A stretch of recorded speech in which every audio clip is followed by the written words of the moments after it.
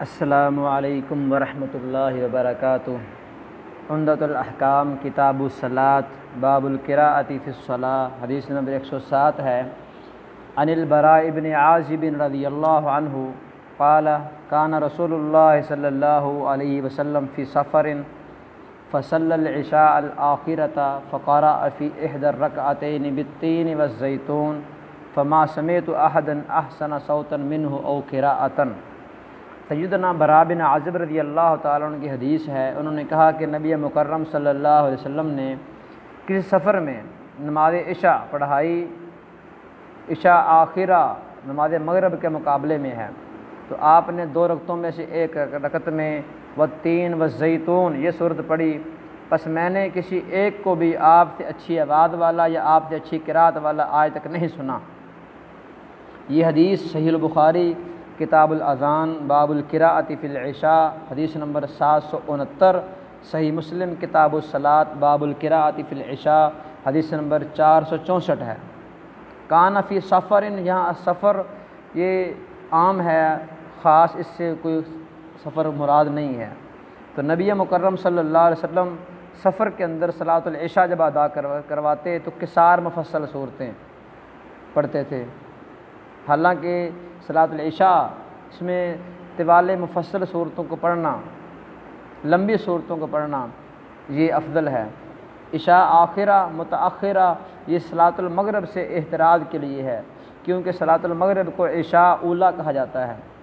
فقرأ فی احدی الرکعتین یعنی پہلی یا دوسری رکعت میں، بالتین والزیتون یہاں پر با استیعاب کے لیے ہے، مکمل صورت رسول اللہ صلی اللہ علیہ وسلم نے پڑھی۔ فما سمعت احدا احسن صوتا منہ او قراءۃ، یہاں او یہ تنویع کے لیے آیا ہے، شک کے لیے نہیں ہے۔ احسن صوتا احسن ادان، تو نبی مکرم صلی اللہ علیہ وسلم کی قرات کے اندر دونوں خوبیاں ہی تھیں، حسن الصوت بھی تھا اور حسن الادا ہی بھی تھا۔ اس حدیث مبارکہ سے جو چیز ثابت ہوئی کہ صلاۃ العشاء کے اندر قرات بالجہر ہوگی، چاہے حضر ہو یا سفر ہو، یہی سنت ہے۔ فائدہ نمبر 2 یہ ہے کہ صلاۃ العشاء میں قصار مفصل صورتوں کو پڑھنا، سورۃ التین والزیتون یہ قصار مفصل صورتوں میں سے ہے، یہ بالکل درست ہے۔ تو رہا غیر سفر میں تو افضل یہ ہے کہ اوساط مفصل صورتیں یہ سورۃ نماز عشاء کی نماز میں ہم پڑھیں، کیونکہ نبی مکرم صلی اللہ علیہ وسلم نے سیدنا معاذ رضی اللہ تعالیٰ عنہ فرمایا تھا فلولا صلیت بسبح اسم ربک والشمس وضحاها واللیل اذا یغشی فانہ یصلی وراءک الکبیر والضعیف وذو الحاجہ۔ یہ روایت صحیح البخاری کتاب الاذان باب من شکا امامہ اذا طول روایت نمبر 705 ہے۔ فائدہ نمبر 3، نبی مکرم صلی اللہ علیہ وسلم کی حسن صوت اور حسن الادا کا تذکرہ اس حدیث مبارکہ میں آیا۔ جس طرح بقیہ اعضائے جسمی، ادائے بدنی بھی رسول اللہ صلی اللہ علیہ وسلم کے ترکیب کے اعتبار سے، حسن کے اعتبار سے خوبصورت تھے، اس طرح آپ کی آواز بھی حسن میں عمدہ تھی۔ فائدہ نمبر 4 کہ رسول مکرم صلی اللہ علیہ وسلم کی قرات افضل ترین قرات تھی۔ تو انسان کے لیے یہاں یہ لائق ثابت ہوا کہ انسان جب قرآن کی تلاوت کرے تو اپنی آواز کو بہتر سے بہتر بنائے، جیسا کہ نص کے اندر بھی اس حدیث کو یہ بات موجود ہے۔ رسول اللہ صلی اللہ علیہ وسلم نے ارشاد فرمایا زینوا القرآن باصواتکم، سنن ابی داؤد کی روایت کتاب الوتر حدیث نمبر 1468 ہے، تم قرآن کو اپنی آوازوں کے ذریعے مزین کرو۔ اس طرح حدیث نمبر 108 ہے ان عائشہ ان النبی صلی اللہ علیہ وسلم بعث رجلا علی سریہ، سیدہ عائشہ رضی اللہ تعالیٰ عنہ کی روایت ہے کہ نبی مکرم صلی اللہ علیہ وسلم نے ایک آدمی کو قافلے پر بھیجا سریے میں، اور وہ وکان یقرأ لاصحابہ فی صلاتہم، اپنے اصحاب کو نماز پڑھایا کرتا تھا، فیختم بقل هو اللہ احد، وہ نماز ختم کرتا تھا قل هو اللہ احد پر۔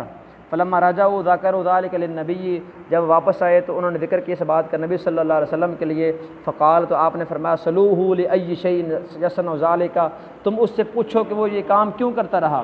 فسألوہ، صحابہ کرام نے ان سے سوال کیا تو آپ نے فرمایا لأنہا صفت الرحمن، اس آدمی نے کہا اللہ کے نبی یا اے میرے صحاب یہ صفت الرحمن، رحمان کی صفت ہے اس صورت میں، وانا احب ان اقرأ بها، میں پسند کرتا ہوں کہ میں رحمان کی صفت کو پڑھوں۔ فقال النبی صلی اللہ علیہ وسلم اخبروہ ان اللہ یحبہ، اللہ کے نبی صلی اللہ علیہ وسلم نے صحابہ کرام کو مخاطب کر کے فرمایا تم ان کو خبر دے دو کہ اللہ اس سے محبت کرتا ہے۔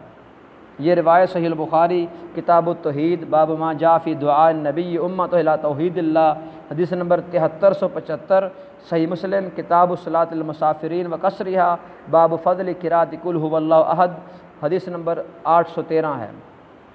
اس حدیث مبارکہ میں بعث رجلا علی سریہ مطلب امیر بنا کے بھیجنا مراد ہے۔ سریہ کہتے ہیں جیش کا ایک ٹکڑا جس کو کسی حقائق کی تلاش کے لیے یا مشرکین کے اول دستوں سے قتال کے لیے کسی بھی اور سبب کے لیے بھیجا جاتا ہے۔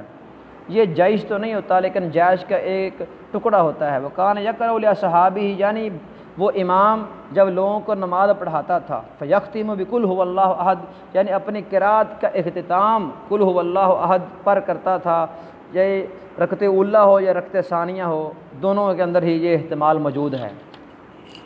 یہ حدیث مبارکہ کئی ایک فوائد کو بیان کر رہی ہے۔ مثال کے طور پر سرایہ کو بھیجنا، چھوٹے چھوٹے قافلوں کو بھیجنا، یہ مشروع ثابت ہوا نبی مکرم صلی اللہ علیہ وسلم کس طریقے سے۔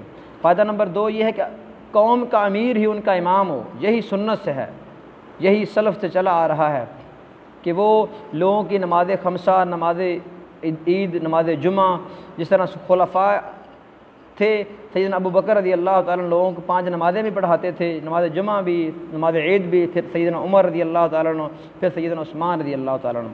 خلاصہ کلام یہ ہے کہ امیر القوم ان کا امام ہے، اور نبی مکرم صلی اللہ علیہ وسلم کا یہ فرمان ولا یؤم الرجل الرجل فی سلطانہ، یہ حدیث صحیح مسلم کتاب المساجد و مواضع الصلاۃ باب من احق بالامامہ حدیث نمبر 673 ہے۔ فائدہ نمبر 3 کہ نبی مکرم صلی اللہ علیہ وسلم کے زمانے میں اجتہاد کا جواز تھا۔ اگر اجتہاد کرنے والا اجتہاد میں درست ہوتا تو اس کے لیے 2 اجر ہوتے تھے، اگر غلط ہو جاتا تو اس کے لیے 1 اجر، لیکن اس غلط اجتہاد کو شریعت اور شارع کی جانب سے تبدیل کر دیا جاتا تھا۔ اس طرح فائدہ نمبر 4 کہ قل هو اللہ احد یہ صفت الرحمن، نبی مکرم صلی اللہ علیہ وسلم کا صحابی کی بات کو ثابت رکھنا، اور پھر اس صورت کے بارے میں رسول اللہ صلی اللہ علیہ وسلم کا فرمان قل هو اللہ احد تعدل ثلث القرآن، ثلث قرآن کے برابر ہے یہ صورت قل هو اللہ احد۔ اس طرح قرآن کا باہم ایک دوسرے سے متفاضل ہونا یہ بھی ثابت ہوا، یہ حیث المتکلم بھی ہو سکتا ہے، یعنی پڑھنے والے کے اعتبار سے کہ اس کا ارادہ کیا ہے، نیت کیا ہے۔ تو اللہ رب العزت اگر اس کی نسبت کی جائے متکلم کی طرف، اللہ متکلم ہے، تو پھر یہ تمام کے تمام معانی کو برابر طور پر شامل ہے، اس میں تفاضل نہیں ہو سکتا۔ ہاں رسول اللہ صلی اللہ علیہ وسلم نے قرآن کی بعض صورتوں کو، بعض آیات کو الگ الگ فضائل کے طور پر مفضل اور مفضل علیہ کے طور پر بیان کیا ہے، تو اس کو بیان کر دیا جائے گا۔ اس طرح مومن کو خوشخبری دینے کی مشروعیت یہاں سے ثابت ہوئی، جیسا کہ اخبروہ ان اللہ یحبہ، آپ نے فرمایا اس کو خبر دے دو کہ اللہ اس سے محبت کرتا ہے۔ اس طرح اللہ کی محبت کا اثبات، اللہ بھی محبت کرتا ہے، اللہ کیسے محبت کرتا ہے؟ جیسے اس کی شان کے لائق ہے۔ تو اللہ تعالی ہمیں ان احادیث کو سمجھ کر ان احادیث کے مطابق عمل کرنے کی توفیق عطا فرمائے۔ واقول قولی ھذا واستغفر اللہ واتوب الیہ۔